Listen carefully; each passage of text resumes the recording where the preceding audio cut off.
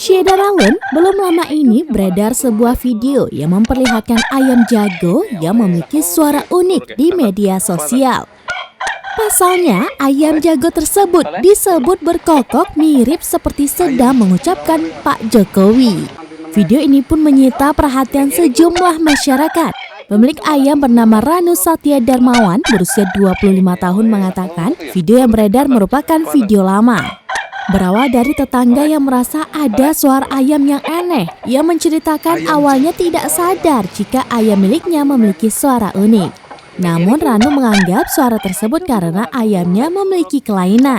Ayam tersebut merupakan hasil ternaknya sendiri. Dari seluruh ayam yang dimiliki, hanya ayam tersebut yang bersuara unik.